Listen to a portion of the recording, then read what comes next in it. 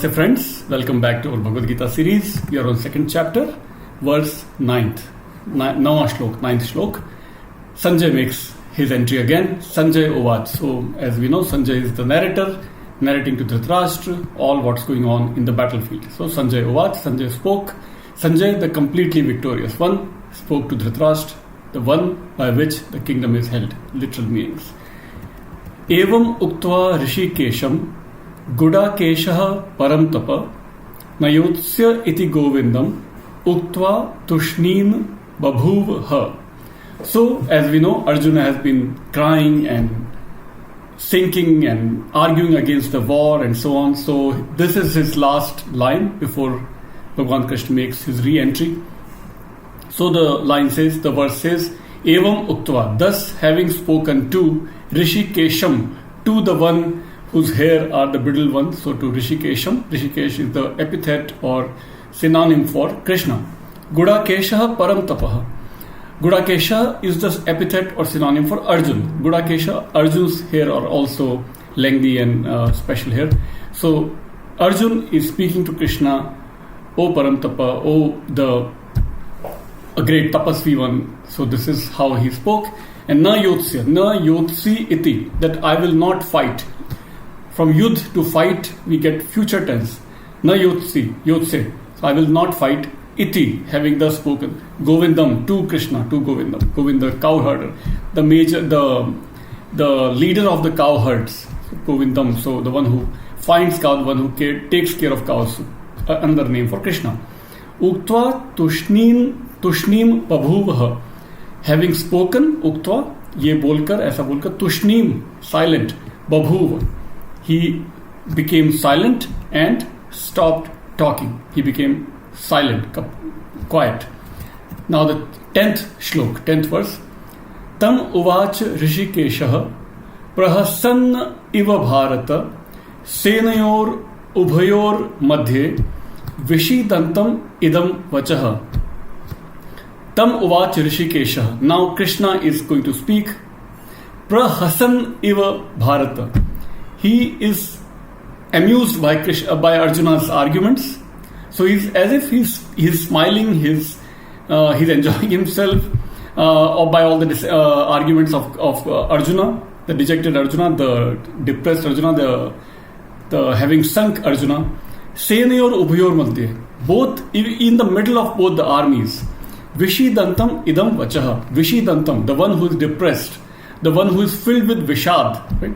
Remember the first chapter's name was Arjun Vishad Yog. So Arjun is under Vishad. Arjun is Vishidantam. Right? So he spoke to Arjuna, idam, this, vachaha, spoke. Who spoke? Now Krishna is going to speak to Arjuna. Second chapter's title is Sankhya Yoga, as we know. Sankhya Yoga. Sankhya is a major philosophy of Indian philosophical system.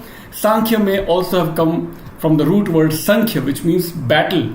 So maybe the yoga of the battlefield could also be the meaning of Sankhya Yoga, which is what we are doing in this second chapter. So 10th verse once again. Tam uvach rishikeshah prahasan eva bharata senayor ubhayor madhye vishidantam idam vachaha. Krishna is going to speak now. 11th verse.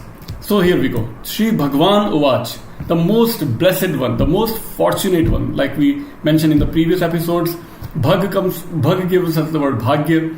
So one who is the most fortunate can only bless us with fortune. So that's why we call him Bhagwan. So Shri Bhagwan Uvach, what did he speak? So Krishna is speaking now. Ashocyan anvashochastvam. Ashocyan, ashocya. Shoch, for whom sorrow should be done, for whom one should be sorrowful. Ashocya, these are the people for whom sorrow is not to be done. Ashocya, so those kind of people for which sorrow need not be done. You are anvashochas, but you are being sorrowful for people who don't deserve our sorrow. Tvam, you.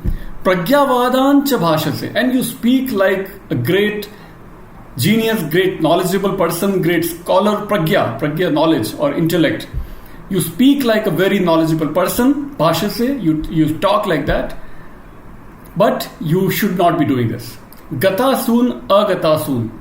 whether they are gone or not gone, whether they are dead or not dead, you don't have to worry about all that. Na anushochanti panditaha. Panditaha is not Pandit, is not the caste here, obviously not the Varn here.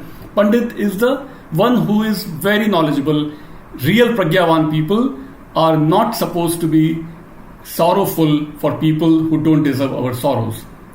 Right? So, 11th verse, Ashochan anvashochastvam pragyavadanscha bhashase gatasun agatasun cha nanushocanti panditaha. Pandita, real people, real Pandit, real knowledgeable people do not worry about people who are either dead or not dead. They don't deserve because they don't deserve our sorrow. And the 12th verse, Na tva iva aham jatu na asam, na tvam na ima I janadhipaha, nacha eva na bhavishyamaha, sarve vayam ataha param. Now this is a major departure from some of the Vaishnavite theology, which says that Vishnu or Brahma, some theology says Brahma created the world. Some theology in India also says that God created this world, maybe Vishnu created the world. But here Krishna is saying, there was not a time when you did not exist, I did not exist, when everybody did not. So he's saying, we all souls were always present in the universe. There was not a time when none of us were present. This sounds very similar to actually Jain philosophy, which says universe was not created, universe will not perish, universe was always here, and universe will continue to be here forever. Right? So time never started, time will never cease to exist. All souls have been in the universe forever. That is exactly what we find in this verse in the Bhagavad Gita, in this Hindu text called the Bhagavad Gita, where he is saying, truly there was never a time when I was not. Na tva iva aham jatu na asam. Nor you, nor those lords of men. Janadhipaha, kings, lords. These kings on the other side, or even in this side, these kings have always existed also. Right? And nor you, nor these lords of men. And neither will there be a time when we shall cease to be from this time onward. So in the future, in the past, in the present, we always existed and will continue to exist in this universe. Why? Because the soul never perishes. Soul never started, soul was never born, soul will never die. Soul was always present in the universe. So all the souls that you see around you will always be here. So do not worry. And don't be sorrowful, because these people don't, these actions and these what is going to happen in this battlefield does not deserve our sorrow.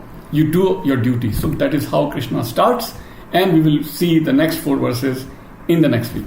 Thank you and namaste.